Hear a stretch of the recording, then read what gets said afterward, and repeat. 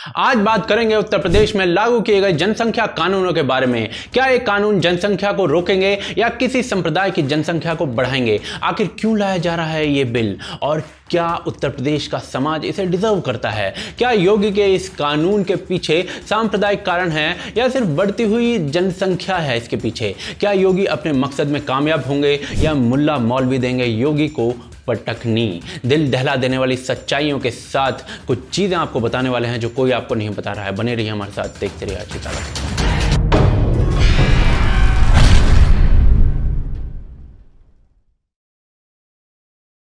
तो दोस्तों, cold drink को ग्लास में डालोगे तो झाग बनेंगे और नीचे का जो सच होता है वो छुप जाएगा। इसलिए पहले बोतल की सच्चाई को देख लेते हैं। आसान शब्दों में जान लेते हैं कि योगी सरकार इस बिल में आखिर ला क्या रही है। तो जी, अगर आप 2 बच्चे पैदा करते हैं तो सरकारी नौकरी में 2 से ज्यादा इंक्रीमेंट्स, प्लॉट या घर खरीदते समय सब्सिडी, घर बनाने के लिए सस्ता लोन, बिजली पानी में के जो बिल होते हैं उनमें कटौती, 12 महीनों की मैटरनिटी लीव्स और 3% से ज्यादा पेंशन और फ्री हेल्थ केयर जैसी सुविधाएं आपको मिलने वाली हैं यदि 2 बच्चे आप करते हैं तो। और यदि आप एक ही बच्चा करते हैं तो पहले 20 वर्षों तक उस बच्चे के लिए फ्री हेल्थ केयर और इंश्योरेंस, बच्चे को अच्छे स्कूलों और IIM और एम्स जैसे स्कूलों में, इंस्टीट्यूट्स में दाखिले का फायदा, ग्रेजुएशन तक फ्री शिक्षा, लड़की होने पर स्कॉलरशिप उच्च शिक्षा में और सरकारी नौकरी का फायदा। इसके अलावा आर्थिक मदद अच्छी खासी। जिनके 2 से ज्यादा बच्चे होते हैं उन्हें सरकारी नौकरी नहीं मिलेगी, सरकारी स्कीम्स का कोई फायदा नहीं मिलेगा और वो ना ही कभी चुनाव लड़ पाएंगे। ये 2 से ज्यादा बच्चों के लिए है जो मैंने लास्ट में बोला है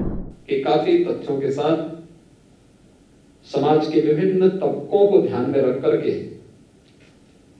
इस जनसंख्या नीति को लागू करने का कार्य आज प्रदेश सरकार कर रही है। अब प्रपोज बिल तो आपने देख लिया, सुन लिया, लेकिन क्या ये जो सांप है इसके जहर की कोई काट भी है? सांप इस जो चूहे को निगल जाने वाला है? सवाल सिर्फ इतना सा है और वो देखने के लिए हम ना कुछ रिएक्शंस देख लेते हैं। NDTV ने इस कानून को महिला विरोधी करार दे दिया है। जैनब सिकंदर ने चुनाव जीतने का एक तरीका बता दिया है। समाजवादी पार्टी के जो MPs हैं वो कह रहे हैं कि भाई युद्ध के समय जो फौजी है वो कहां से लाएंगे अगर ये बिल आ गया तो। और दूसरी तरफ सलमान खुर्शीद जो है वो कह रहे हैं कि भाई शादी से बाहर कितने बच्चे कर सकते हैं वो भी बता दो। इनडायरेक्टली कह रहे हैं। वैसे किसी ने कहा कि योगी मोदी के खुद के बच्चे तो हैं नहीं तो ये ऐसी हरकतें कर रहे हैं, और किसी ने कुछ कहा, किसी ने कुछ कहा। तो आपको यहां से ये अंदाजा हो गया होगा कि कितना रेजिस्टेंस जो है वो इस कानून के खिलाफ पैदा किया जा रहा है। ये असफल होंगे असफल ये तो बात की बात है, लेकिन कानून जरूरी क्यों है ये वाला वो पहले जरा देख लेते हैं।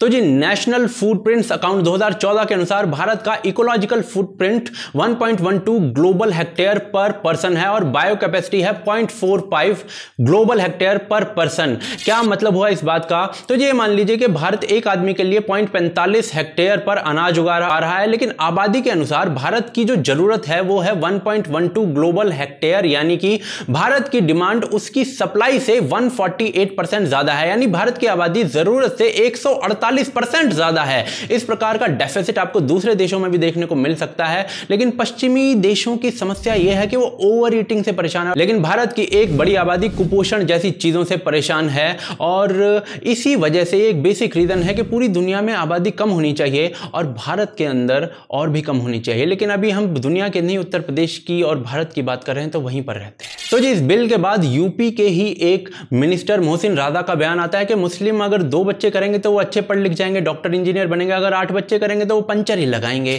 दूसरी तरफ सारी ऑपोजिशन पार्टीज जो हैं इसे एक चुनावी स्टंट या ध्रुवीकरण जैसा हथियार बता रही हैं और VHP विश्व हिंदू परिषद वालों ने भी एक बच्चे वाले पॉइंट पर आपत्ति जताई है इस बिल में। लेकिन क्यों? तो उसके लिए समाजवादी MP जो हैं उनका एक ये बयान है, जरा सुनकर देखिए। इस्लाम का कुरान शरीफ में ये बात नहीं कि मैं जुबानी कह रहा हूँ, कुरान शरीफ में है ये अल्फाज हैं कि अलस्तो, जब दुनिया बनाई नहीं थी, दुनिया अल्लाह ने, ये कोई पैदा नहीं हुआ था, सिर्फ रूहें पैदा की थी अल्लाह ने। सारी रूहें जब पैदा हो गई तो अल्लाह ताला ने उनसे सवाल करा, अरबी में है वो अल्फाज, अलस्तो बिरब्बिकुम, क्या मैं तुम्हारा रब हूँ, पैदा करने वाला हूँ? तो रूहों ने, सारी रूहों ने, मेरी भी आपकी भी, सब रूहें अल्लाह को जवाब दे के आई हैं, कालू बला, हाँ तू हमारा रब है, तूने ही हमें पैदा किया है। ये इस कानून के हिसाब से तो जितनी रूहें अल्लाह ने बना दी हैं वो सब रूहें आनी है दुनिया के अंदर। तुम कितनी रोक लगा लो, इस तुम्हारी इस रोक से या ये विधि जो आप ये क्या कहते हैं, क्या है, कमीशन जो है आपने है, इसका पर कमीशन की जो तजवीज़ है, तो ये आप लागू भी कर दें, लेकिन अल्लाह जिसको पैदा होना है तो पैदा होगा उसके यहाँ बच्चा। जी अब ये सर जी जो हैं वो कह रहे हैं कि भाई श्रीमान ऊपर वाले जो हैं उन्होंने कुछ रूहें बना रखी हैं और बारी बारी बैठकर उन्हें छोड़े जा रहे हैं, एक रूह के बाद दूसरी रूह। तो कितने भी कानून बना लो, कितनी भी नसबंदियां करवा लो, चाहे दुनिया नील शुक्राणु क्यों ना हो जाए, बच्चा पैदा होते रहेंगे, क्योंकि रूहें तो ऊपर बन चुकी हैं, बैठी हुई हैं ऊपर और एक एक करके छोड़ी जा रही हैं। अब ऐसे ही महान विचार आतंकवादियों के मौलवी श्रीमान जाकिर नायक के भी हैं, वो जरा सुनकर देखिए। ये फैमिली प्लानिंग के जो मेथड है, फॉर एग्जाम्पल परमानेंट मेथड, क्योंकि आप डॉक्टर है मैं कह सकता हूं, ट्यूबेक्टोमी या वेजेक्टोमी या नसबंदी, ये परमानेंट मेथड सारे लोग तस्लीम करते हैं कि हराम है, उसमें कोई दो राय नहीं। अबॉर्शन हराम है क्योंकि बच्चों का कत्ल करना हराम है, तो इसमें कोई दो राय नहीं कि जहां तक के फैमिली प्लानिंग का सवाल है, वेजेक्टोमी, ट्यूबेक्टोमी या अबॉर्शन बिल्कुल हराम है। और ऐसी ही गजब बातें एक नॉर्मल मौलवी भी करता है। ऐसी ही बात जो है ना, एक पाकिस्तानी फिल्म में इसका नॉर्मेलिटी से रिश्ता दिखाया गया था, तो उस फिल्म का सीन मैं आपको दिखा रहा हूँ। मैंने इस घर की आबादी को रोकने के लिए अम्मी का ऑपरेशन करा दिया। गलत करे तुझे, ये क्या किया तूने? तुझे पता है कितना बड़ा गुनाह किया है तूने? खुदा के काम में दखल दिया है। अरे जिंदगी देने वाला तो वो है। आपको इतनी मोटी सी बात समझ क्यों नहीं आ रही कि जितने ज्यादा मुंह होंगे खाना उतना ही ज्यादा चाहिए? और तुझे ये समझ क्यों नहीं आ रही है कि इस रिस्क देने की जिम्मेदारी उसने खुद ले रखी है? अच्छा, तो जरूर फिर फरिश्तों के पास हमारा पता गलत लिखा हो, क्योंकि यहाँ तो नहीं पहुंच रहा रिस्क। तू समझाएगी खुदा का नुक्ता नजर? उसके रसूल का ये कहना काफी नहीं है? क़यामत के रोज उसकी उम्मत सबसे बड़ी होनी चाहिए। साधारण शब्दों में कहा जाए तो समाजवादी एमपी ने कहा कि भाई बच्चे तो होते रहेंगे, जो उखाड़ना है उखाड़ लो, और इसके लिए रीज़न दिया जाता है दीन से, रिलीजन से, आसमानी किताबों से। अब आप किसी आम मुसलमान से कह दो कि क़यामत के दिन जो सबसे बड़ी तादाद है वो तुम्हारी होनी चाहिए, तुम्हें करनी है, तो आसमानी किताब की बात मानेंगे या ज़मीन पर बने किसी देश के कानून की बात मानेंगे? आप खुद सोचिए। अब जरा कानून की बात करते हैं कि अगर 2 से ज़्यादा बच्चे हुए तो क्या क्या सुविधाएं नहीं मिलेंगी। तो जी पहला तो है सरकारी नौकरी नहीं मिलेगी, जिसमें ऑलरेडी मुस्लिम्स की संख्या जो है वो काफ़ी कम है। सच्चर कमेटी की रिपोर्ट के अनुसार सिर्फ 4% मुस्लिम्स ही सरकारी नौकरी कर पाते हैं, और जिस समय रिपोर्ट बनी थी करीब 13% की आबादी। दूसरी चीज़ है कि भाई पैसे नहीं दिए जाएंगे, तो वो लोग तो अभी भी गरीबी में ही जी रहे हैं, तो उससे उन्हें कुछ खास फर्क नहीं पड़ता। लेकिन तीसरा है कि सरकारी जो योजनाएं हैं उनका फ़ायदा नहीं मिलेगा, इसका फ़र्क पड़ सकता है। तो जी सरकारी योजनाएं क्या हैं? जैसे कि बहुत सस्ता अनाज मिलता है, गैस मिलती है, जनधन अकाउंट मिलते हैं, या ऐसी दुनिया भर की सब्सिडीज मिलती हैं। ये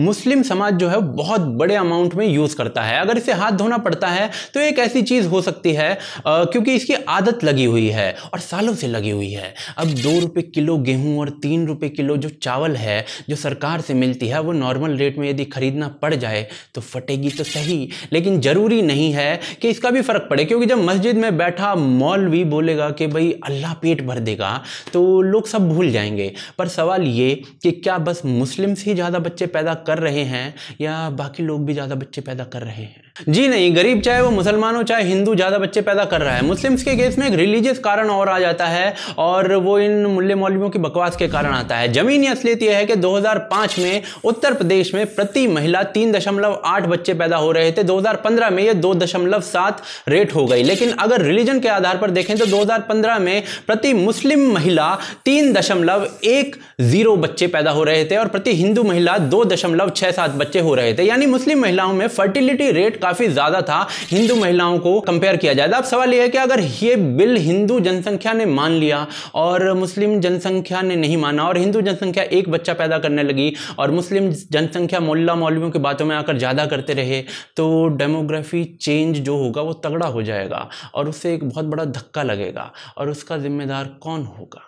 अगर आसाम के उदाहरण से मैं आपको समझाऊं तो वहां के सीएम ने कहा कि भाई मुस्लिम समुदाय जो है वो थोड़े कम बच्चे पैदा करे, तो कठमुल्ला गैंग जो है वो हमलावर हो गया। दूसरी तरफ डेटा अगर हम वहां का देखते हैं तो आसाम की 40% माइनॉरिटी डोमिनेटेड सीट्स पर पिछले 10 सालों में मतदाताओं की जो संख्या है वो 30 से 55% तक बढ़ गई, यानी जनसंख्या इन सीटों पर फटने लग गई है। और ये वो जहर है जो दिखता नहीं है। जनसंख्या कंट्रोल करना जरूरी है, सरकारी लाभ ना देना एक अच्छा उपाय है, लेकिन अगर एक समाज उसे मान ले और दूसरा समाज ना माने तो ऐसी समस्या आ सकती है जो कि बहुत बहुत ज्यादा गंभीर हो सकती है। तो जी इसका इलाज क्या है? तो जी पहले तो मुल्ला मौलवियों का इलाज करना पड़ेगा और उसके बाद ज़्यादा बच्चे जो करते हैं लोग उनके ऊपर आबादी टैक्स लगाया जाना चाहिए जो कि मैंडेटरी होना चाहिए, कमाई का 30% कम से कम। वोटिंग राइट्स जो हैं इन लोगों के बंद नहीं किए जा सकते क्योंकि एक मौलिक अधिकार है, लेकिन क्या ऐसे लोगों के वोट की जो वैल्यू है वो कम की जा सकती है या नहीं, ये सरकार को सोचना चाहिए। बाकी सरकारी फायदे बंद करना सरकार ऑलरेडी कर ही रही है। इसके अलावा जैसे मुल्ला मौलवी ब्रेन वॉश कर रहे हैं वैसे ही सरकार को यह दिमागी जहर उतारने का प्रावधान करना चाहिए, जिसका एक तरीका यह हो सकता है कि कुरान या हदीसों में कुछ ऐसा ढूंढा जाए कि भाई कम बच्चे करने से ना जन्नत में पहली पोजीशन मिलेगी। तो जी ये है वो जहर जिसकी बात वीडियो के शुरुआत में मैंने की थी। अब इससे भारत का समाज इसको समझेगा या नहीं ये तो भाई मैं नहीं जानता क्योंकि मैं तो भोला भाला बंदा हूँ, लेकिन आप लोग जानते होंगे और इतना मैं जानता हूँ कि आप लोग जानते हैं। जो लोग नहीं जानते वो कैसे जानेंगे? तो आप इस वीडियो को शेयर करिए, वो भी जान जाएंगे। तो आपकी जिम्मेदारी बनती है कि आप इस वीडियो को शेयर करिए और लोगों तक पहुंचाइए सच को कि कितना बड़ा ये खेल है और कितना बड़ा खेल हो सकता है। ये कानून फ़ायदे का है, इसमें कोई डाउट नहीं है, लेकिन इसमें कुछ चीज़ें ऐसी हैं जिनको देखा जाना चाहिए और सरकार के पास तक इस वीडियो को आपको पहुंचाना आपका धर्म बन जाता है। तो शेयर करिए इस वीडियो को। दूसरी तरफ हमें सपोर्ट कर सकते हैं patreon.com या फिर ज्वाइन बटन के थ्रू, जिनके लिंक डिस्क्रिप्शन और पिन कमेंट के अंदर मैं दे रहा हूँ। आप देख रहे हैं अच्छी ताज़ा खबर। जय हिंद, जय भारत।